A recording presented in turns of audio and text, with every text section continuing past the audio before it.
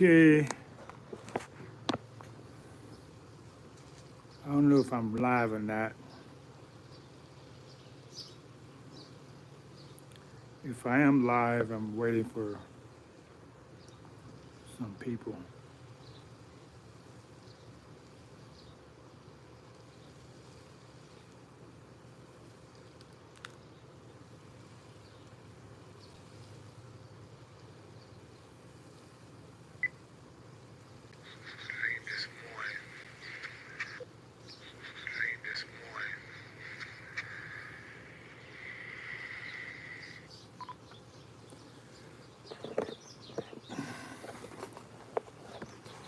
Greetings, everyone. This is Old School TAIFA World Ministries. Got a lot to talk about today. How many of you have read the chapter 1 of Art of War?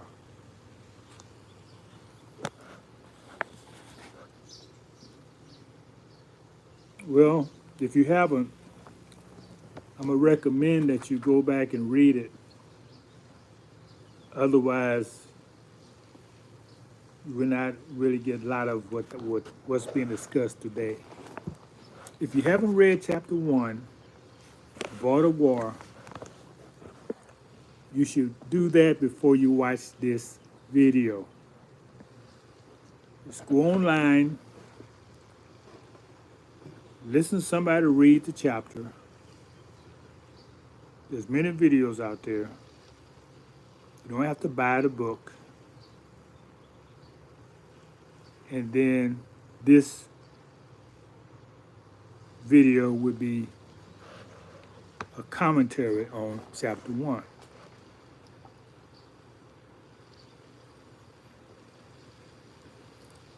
I don't like to start until I'm sure I got my audience.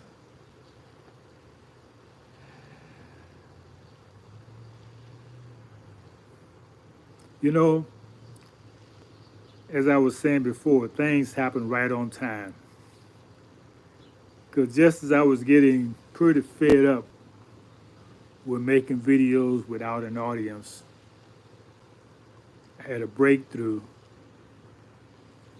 this week when I was doing a live broadcast, and my audience just it just appeared. I think it's because I had quite a few subscribers. So I want to say to you, I don't have anything for you to send me any donations. That would be great. But right now, if you want to support the channel, like it. If you like it, subscribe if you want to hear more. That's all I'm asking, because when you like a video, it tells the algorithm that people like this video. If you don't like the video, if a video don't have any likes, they send it to disappear land. I don't know how they do it, but just because you make a video don't mean people are going to watch it. So what they have done is they have made an algorithm, and that's just a program, so that if a video is not watched very much, it doesn't get circulated very much. I think the magic number is 3. If you get just 3 likes, that's enough for them to put it in the rotation. Put it like that. You get put into rotation. Your video get put into rotation if you get 3 likes. That's a very small number. So just 3 people. Let me say it like this. If you come on the video and you don't see 3 people who have liked it yet, be one of those 3. That's showing your support, that you like what you hear and you're supporting it. That's how you see more of my videos. Quite a few of my videos not being circulated just because of that fact. There's not any likes on it, or just 1 or 2 likes. It's not being put into rotation.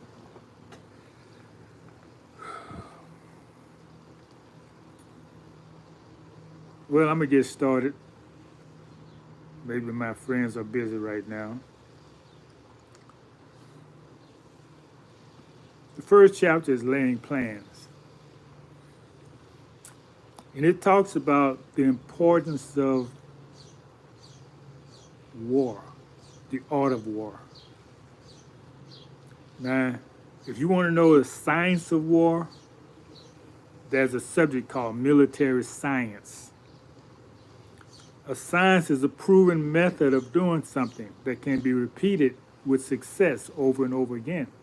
That's a science. Because it goes through a process and you can duplicate the process. The art, when you do an art of something, you're doing something more intuitively.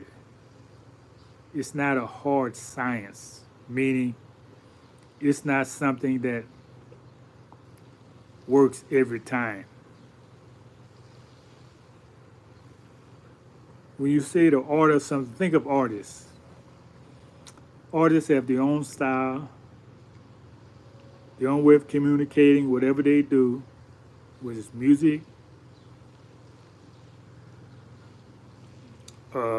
artistic work, as drawing or painting. It's very individualistic. It's subjective. Science deals more with the objectivity. Don't matter who's doing it, it's supposed to work the same way. So art gives you much more variety of things and ways to do something.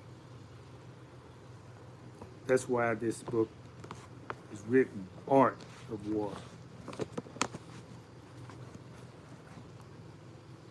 And it's a matter of life or death. Now, when you think of war, you're thinking about people fighting, right? You're thinking of a military campaign where people shooting each other. You got tanks, you got people dropping bombs. That's a form of war.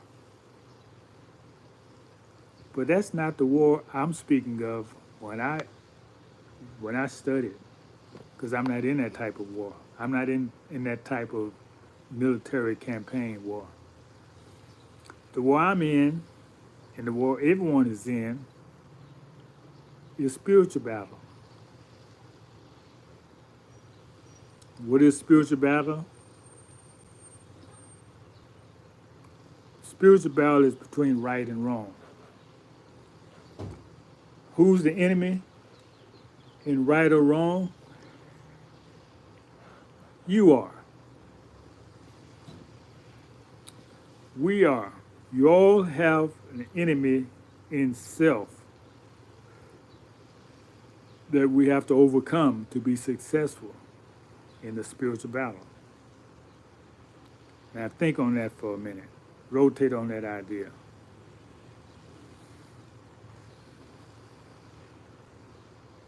If I had a bomb whistle, I put that bomb whistle right now, because that's something you need really to rotate on.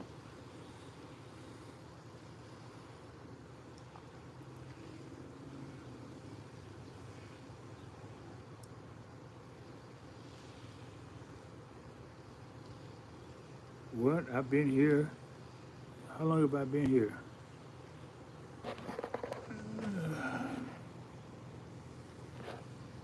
Been here 10 minutes? Something must be wrong with my, why I'm not receiving any comments.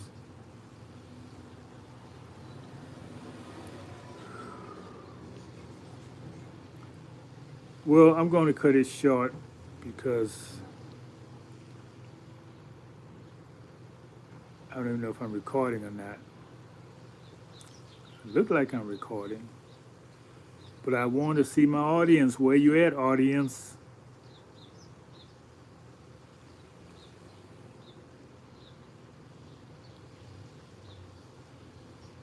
Okay, there you. Hey, how's it going? I've been waiting for you guys. Where you been? You know, it's like if I don't have an audience and I'm talking to myself, I'm done with that. I've done enough videos without an audience. It's no fun anymore. So I'm happy to see you coming in. Thank you, Rich Well. Yeah, you got the right name.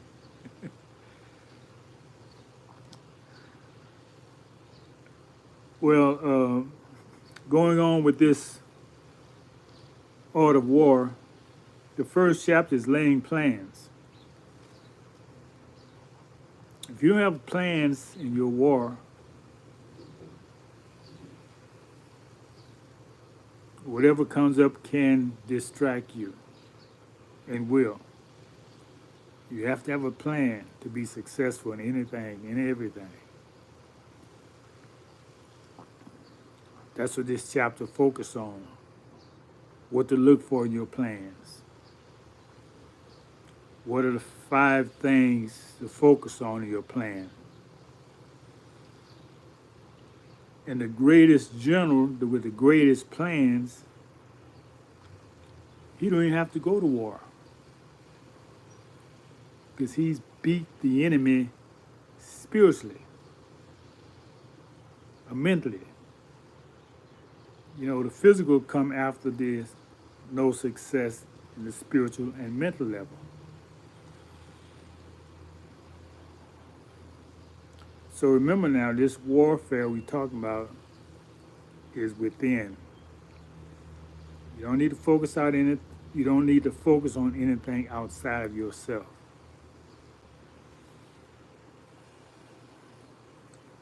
All right? So I'm going to repeat again. Those of you who have not read the first chapter, go back and review it. Read it at least 3 times to really let it sink in. And then come back and listen to this video. It will have more meaning to you.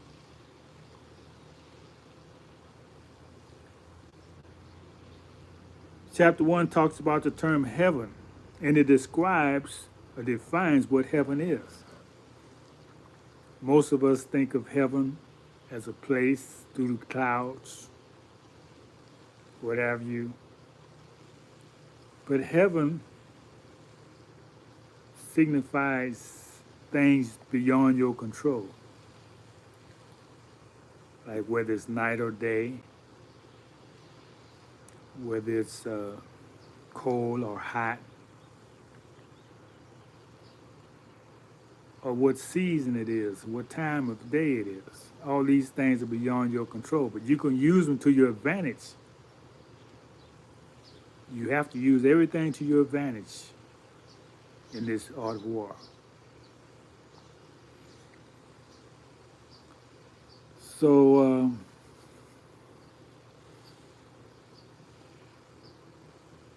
what do you ask me a question? Am I rich? Oh, yes. I'm very rich, thank you. And look like you are too. You got the name.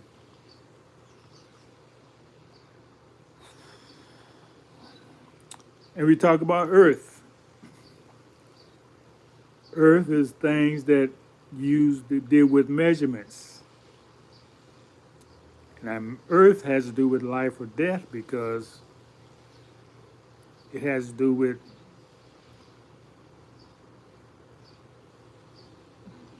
distances, whether they're great or small distances. Remember now, the longer you have to go and travel in your war, the more at risk you are. The way you travel in a war determines the risk you are.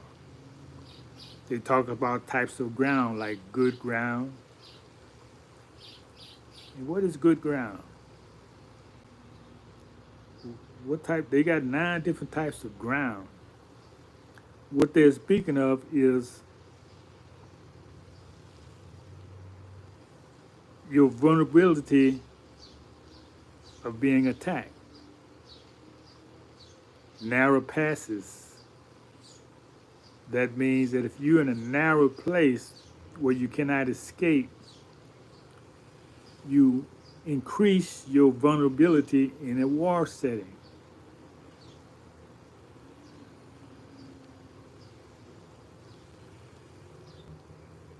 And remember I said the moral law is that with your spiritual power, you may not even need to go to war.